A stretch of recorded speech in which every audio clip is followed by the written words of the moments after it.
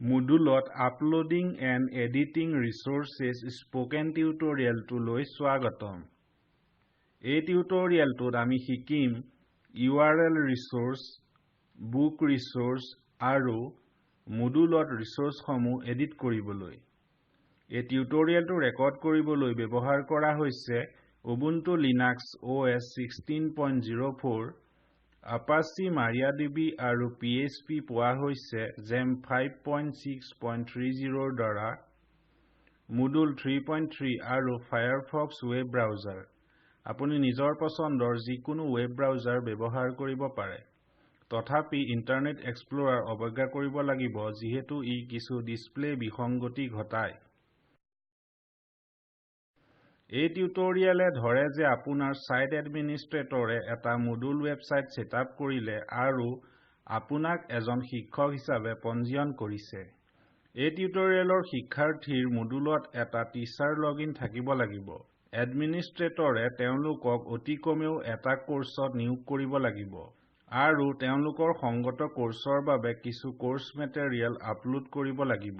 যদি নাই অনুগ্ৰহ কৰি এই ওয়েবসাইটত সংগত Moodle টিউটোৰিয়েল চাওক। এই টিউটোৰিয়েল অভ্যাস কৰিবলৈ আপুনি নিজৰ কোৰ্সত ষ্টুডেন্ট এজন যোগ কৰিব লাগিব। ষ্টুডেন্ট এজন কেনেকৈ যোগ কৰিব লাগে তাক জানিবলৈ ইউজাৰ্ছ ইন Moodle টিউটোৰিয়েল চাওক। মই ইতিমধ্যে মোৰ কোৰ্সত এজন ষ্টুডেন্ট প্ৰিয়া সিনহা যোগ কৰিলো। ব্ৰাউজাৰলৈ যাওক আৰু আপোনাৰ Moodle সাইটত এজন শিক্ষক হিচাপে লগইন কৰক। বাওঁফালে নেভিগেশ্যন মেনুত ক্যালকুলাস কোৰ্সত ক্লিক কৰক। আমি এই সিৰিজত আগতে এটা পেজ ৰিসোৰ্স আৰু এটা ফোল্ডাৰ ৰিসোৰ্স যোগ কৰিছিলো। আমি এতিয়া কিছু অতিৰিক্ত কোৰ্স মেটেৰিয়েল যোগ কৰিম। ওপৰত সোঁফালে গিয়াৰ আইকনত ক্লিক কৰক আৰু তেতিয়া turn editing on. Basic Calculus sectionৰ তলত সোঁফালে Add an Activity or Resource linkত ক্লিক কৰক। ৰিসোৰ্স সমূহৰ তালিকা এখনৰ সৈতে পপআপ এখন আহে। ইয়াক কোৱা হয় Activity Chooser। তললৈ স্ক্ৰল কৰক আৰু তালিকাৰ পৰা URL বাছক। সোঁফালে ৰিসোৰ্সৰ বিষয়ে বিতং বিৱৰণ দেখা গৈছে। URL ৰিসোৰ্স এটাৰ সৈতে অনলাইন ৰিসোৰ্সেছলৈ লিংকস যোগ কৰিব পাৰি। এইবোৰ হ'ব পাৰে documents, online videos, wiki pages, open educational resources ইত্যাদি। এক্টিভিটি চুজাৰৰ তলত এড বুটামত ক্লিক কৰক। নেম ফিল্ডত মই লিখিম ইভলিউটছ অফ বেসিক কাৰ্ভছ। তেতিয়া এক্সটাৰ্নেল URL টেক্সট বক্সত ইয়াত উল্লেখিত URL লিখক। ডেসক্ৰিপচন টেক্সট এৰিয়া হৈছে এটা অপচনেল ফিল্ড। মই ইয়াত দেখুৱাৰ দৰে টেক্সট লিখিম। এই টেক্সট এৰিয়াৰ তলত display description on course page check বক্সত ক্লিক কৰক। এতিয়া সেকশনটো প্ৰসাৰিত কৰিবলৈ এপিয়াৰেন্সত ক্লিক কৰক। ইয়াত ডিসপ্লে অপচনটো হৈছে ভিডিঅটো কেনেকৈ দৰ্শিত হ'ব তাক নিৰ্ধাৰিত কৰিবলৈ। ড্ৰপ ডাউনত 4টা অপচন আছে। অটোমেটিক অপচনে ব্ৰাউজাৰ সেটিংস আৰু স্ক্ৰীন ৰিজলিউশনৰ ওপৰত ভিত্তি কৰি শ্ৰেষ্ঠ অপচনক বাছে। এমবেডে কোৰ্সৰ ভিতৰত নিজে ভিডিঅটো খোলে। ওপেনে একেখন উইন্ডোতে ইউজাৰক URL লৈ ৰিডাইৰেক্ট কৰে। ইন পপআপে এখন নতুন পপআপ উইন্ডোত ভিডিঅটো খোলে। যেতিয়া আপুনি ইন পপআপ বাছে পপআপ উইথ আৰু পপআপ হাইড অপচনছ সক্ৰিয় হয়। আপুনি নিজৰ পছন্দ অনুসৰি মানসমূহ সলাব পাৰে। মই ডিসপ্লে অপচন হিচাপে এমবেড বাছিম। তলত এক্টিভিটি কমপ্লিশ্যন সেকশনলৈ স্ক্ৰল কৰক আৰু ইয়াত ক্লিক কৰক প্ৰসাৰিত কৰিবলৈ। এই সেকশনে শিক্ষকক সিদ্ধান্ত ল'বলৈ সহায় কৰে যে তেওঁ এক্টিভিটি এটা সম্পূৰ্ণ হোৱাক ট্ৰেক কৰিব বিচাৰে নেকি। কমপ্লিশ্যন ট্ৰেকিংৰ ভিতৰত 3টা অপচন আছে। ৰিসোৰ্সৰ ওপৰত নিৰ্ভৰ কৰি আপুনি ট্ৰেকিং প্ৰক্ৰিয়াক স্থিৰ কৰিব পাৰে। মই ইয়াত তৃতীয় অপচনটো বাছিম আৰু Student must view this activity to complete it check বক্সত ক্লিক কৰিম। তললৈ স্ক্ৰল কৰক আৰু তলত Save and Return to Course বুটামত ক্লিক কৰক।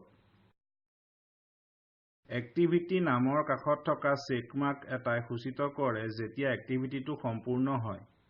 আহক এতিয়া বুক ৰিচোৰ্স এটা বনাও। নাম অনুসৰি ইয়াত বহুতো পৃষ্ঠা, চেপ্টাৰ্ছ আৰু সাব-চেপ্টাৰ্ছ থাকিব। ইয়াত লগতে মাল্টিমিডিয়া কন্টেন্ট থাকিব পাৰে। এতিয়া ব্ৰাউজাৰ উইন্ডোলৈ ঘূৰি যাওক। তলত বেছিক কেলকুলাছ সেকশনৰ সোঁফালে এড এন এক্টিভিটি অৰ ৰিচোৰ্স লিংকত ক্লিক কৰক। তললৈ স্ক্ৰল কৰক আৰু ৰিচোৰ্সসমূহৰ তালিকাৰ পৰা বুক বাছক। এক্টিভিটি চুজাৰৰ তলত এড বুটামত ক্লিক কৰক। নেম ফিল্ডত লিখক ইটাৰেটিং ইভলিউটছ এণ্ড ইনভলিউটছ। ইয়াত দেখুওৱা দৰে বিৱৰণ লিখক।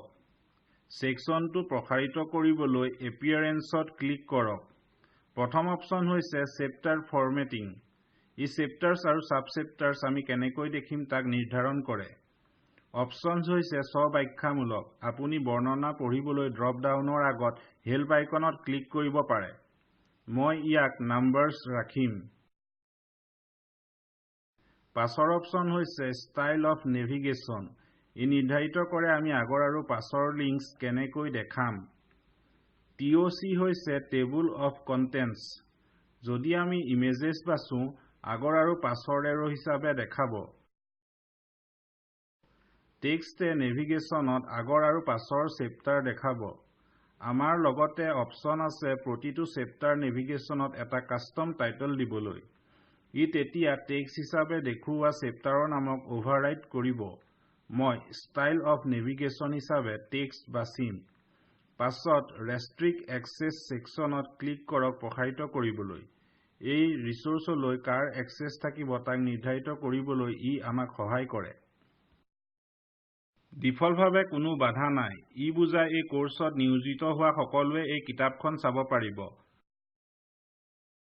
মই এড ৰেষ্ট্ৰিকশ্যন বুটামত ক্লিক কৰিম। ইয়াত কিছু অপচনছ আছে। আপুনি প্ৰতিটোৰে বিৱৰণক পঢ়িব পাৰে আৰু কোনটো বাধাক বাছিব তাক নিৰ্ধাৰিত কৰিব পাৰে। আমি আগতে বনোৱা URL ৰিচোৰ্সৰ বাবে এটা এক্টিভিটি সম্পূৰ্ণ কৰাৰ চৰ্ত দিম। আহক ষ্টুডেণ্ট এজনে কিতাপখন সম্পূৰ্ণ হিচাপে মাৰ্ক নকৰা পৰ্যন্ত ইয়াৰ এক্সেছক বাধা দিওঁ। এক্টিভিটি কমপ্লিশ্যন ক্লিক কৰক। বাধাৰ বাবে আমি নিৰ্বাচিত কৰা অপচনৰ ওপৰত ভিত্তি কৰি ইয়াত ফিল্ডসমূহ ভিন্ন হ'ব। এক্টিভিটি কমপ্লিশ্যন ড্ৰপ ডাউনত ইভলিউটছ অফ বেছিক কাৰ্ভ বাছক। তেতিয়া চৰ্ত হিচাপে মাষ্ট বি মাৰ্কড কমপ্লিট বাছক। তললৈ স্ক্ৰল কৰক আৰু পৃষ্ঠাটোৰ তলত চেভ এণ্ড ডিছপ্লে বুটামত ক্লিক কৰক। আমি এতিয়া এই কিতাপত চেপ্টাৰ্ছ আৰু সাব-চেপ্টাৰ্ছ যোগ কৰিব পাৰোঁ। চেপ্টাৰ টাইটল ইন্ট্ৰডাকশ্যন হিচাপে লিখক। কণ্টেণ্ট ইন্ট্ৰডাকশ্যন টু ইভলিউটছ এণ্ড ইনভলিউটছ হিচাপে লিখক। কোনো লেকচাৰ নোট থাকিলে আপুনি কপি আৰু পেষ্ট কৰিব পাৰে। পৃষ্ঠাটোৰ তলত চেভ চেঞ্জেছ বুটামত ক্লিক কৰক। আপুনি এতিয়া এই চেপ্টাৰটো পৃষ্ঠাটোৰ মাজত চাব পাৰে আৰু সোঁফালে এখন টেবুল অফ কন্টেন্টছ আছে। এক্সিট বুক লিংকত ক্লিক কৰিলে আমাক কেলকুলাছ কোৰ্সলৈ ঘূৰাই আনিব। মন কৰক ইন্ট্ৰডাকশ্যন চেপ্টাৰৰ তলত টেবুল অফ কন্টেন্টছ ব্লকৰ সোঁফালে 4টা আইকন আছে। এডিট, ডিলিট, হাইড আৰু এড নিউ চেপ্টাৰ। মই এতিয়া সাব-চেপ্টাৰ এটা যোগ কৰিম। এড নিউ চেপ্টাৰ সূচিত কৰা প্লাছ আইকনত ক্লিক কৰক। চেপ্টাৰ্ছৰ দৰে সাব-চেপ্টাৰ্ছ বনোৱা হয়। সিহঁতৰ এটা অতিৰিক্ত চেকবক্স থাকে সূচাবলৈ যে সিহঁত সাব-চেপ্টাৰ্ছ। এই চেকবক্সত ক্লিক কৰক। চেপ্টাৰ টাইটল ক্লাছিকেল ইভলিউটছ এণ্ড ইনভলিউটছ হিচাপে লিখক। ইয়াত দেখুওৱা ধৰণে কণ্টেণ্ট কপি আৰু পেষ্ট কৰক। আপুনি ইটাৰেটিং ইভলিউটছ এণ্ড ইনভলিউটছ .odt কিতাপৰ বাবে কণ্টেণ্টটো এই টিউটৰিয়েলৰ কোড ফাইলছত পাব। পৃষ্ঠাটোৰ তলত চেভ চেঞ্জেছ বুটামত ক্লিক কৰক। আপুনি এতিয়া সাব-চেপ্টাৰটো চাব পাৰে। লগতে আগৰ চেপ্টাৰৰ বাবে নেভিগেশ্যনক মন কৰক। লক্ষ্য কৰক সোঁফালে আইকনছৰ কাষত এটা অতিৰিক্ত আইকন আছে। আপ আৰু ডাউন এৰোজ হৈছে চেপ্টাৰ পুনৰ ক্ৰম কৰিবলৈ। আহক চাওঁ কি হয় যেতিয়া আমি এই সাব-চেপ্টাৰক ওপৰলৈ নিওঁ। আপ এৰোত ক্লিক কৰক। মন কৰক ইন্ট্ৰোডাকশ্যন এতিয়া সাব চেপ্টাৰৰ পৰিৱৰ্তে দ্বিতীয় চেপ্টাৰ হৈছে। ইয়াক পুনৰ প্ৰথম চেপ্টাৰ হিচাপে মুভ কৰক। আমি কেনেকৈ ক্লাছিকেল ইভলিউটছ এণ্ড ইনভলিউটছ এটা সাব চেপ্টাৰ হিচাপে পুনৰ বনাম? ইয়াক এডিট কৰিবলৈ টাইটেলৰ তলত গিয়াৰ আইকনত ক্লিক কৰক। তেতিয়া সাব চেপ্টাৰ চেকবক্সত ক্লিক কৰক ইয়াক এটা সাব চেপ্টাৰ কৰিবলৈ। তললৈ স্ক্ৰল কৰক আৰু সেভ চেঞ্জেছ বুটামত ক্লিক কৰক। আহক পুনৰ কেলকুলাছ কোৰ্ছলৈ ঘূৰি যাওঁ। আমাৰ এতিয়া বেছিক কেলকুলাছ টপিকৰ বাবে নিম্ন ৰিচোৰ্চসমূহ আছে। আমি এতিয়া ড্ৰাগ কৰি এই ৰিচোৰ্চসমূহক পুনৰ ক্ৰম কৰিব পাৰোঁ। মই ইভলিউটছ অফ বেছিক কাৰ্ভছ URL ৰিচোৰ্চক আন দুটাৰ ওপৰলৈ ড্ৰাগ কৰিম। প্ৰতিটো ৰিচোৰ্চৰ সোঁফালে এটা এডিট লিংক আছে। ইয়াত ক্লিক কৰক। ৰিচোৰ্চটোক এডিট, হাইড, ডুপ্লিকেট আৰু ডিলিট কৰিবলৈ সেটিংছ আছে। এইবোৰ স্ব-ব্যাখ্যামূলক। আৰু দুটা অন্য অপচন আছে, মুভ ৰাইট আৰু এছাইন ৰোলছ। মুভ ৰাইটত ক্লিক কৰক। ই ৰিচোৰ্চটোক এটা সামান্য খাঁজ দিব। ই ৰিচোৰ্চ এটাৰ দৃশ্যমান প্ৰদৰ্শনৰ বাবে সহায়ক হয় যি আন এটা ৰিচোৰ্চৰ এটা অংশ হয়। মই এই ৰিচোৰ্চটো ইয়াৰ প্ৰকৃত স্থানলৈ ঘূৰাই আনিবলৈ মুভ লেফ্ট ক্লিক কৰিম। আমি এতিয়া মুডুলৰ পৰা লগ আউট কৰিব পাৰোঁ। মই এতিয়া ষ্টুডেণ্ট প্ৰিয়া সিনহা হিচাপে লগইন কৰিম। ষ্টুডেণ্ট প্ৰিয়া সিনহাই এনেদৰে পৃষ্ঠাটো দেখিব। মন কৰক কমপ্লিশ্যন বক্সক প্ৰথমবাৰ টিক কৰা নহয়। এই ৰিচোৰ্চটোক সম্পূৰ্ণ হিচাপে মাৰ্ক কৰিবলৈ তেওঁ এই URL চাব লাগিব। আৰু URL ৰিচোৰ্চ সম্পূৰ্ণ বুলি মাৰ্ক নকৰা পৰ্যন্ত বুক ৰিচোৰ্চ ক্লিক কৰিব নোৱাৰি। মই ইভলিউটছ অফ বেছিক কাৰ্ভছ ৰিচোৰ্চ ক্লিক কৰিম। এতিয়া ব্ৰেডক্ৰাম্বত কেলকুলাছ লিংকত ক্লিক কৰক। ৰিচোৰ্চ এতিয়া সম্পূৰ্ণ বুলি মাৰ্ক কৰা হ'ল আৰু কিতাপখন ষ্টুডেণ্টলৈ উপলব্ধ হ'ল। ইয়াৰ সৈতে আমি এই টিউটৰিয়েলৰ শেষ পালোহি। আহক মূল ভাৱ চাওঁ।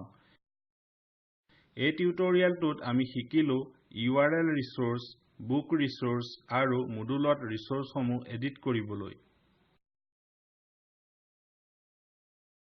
আপোনাৰ বাবে এটা সৰু অনুশীলনী হৈছে আমি আগতে বনোৱা কিতাপখনত অধিক চেপ্টাৰ আৰু সাব চেপ্টাৰ যোগ কৰক।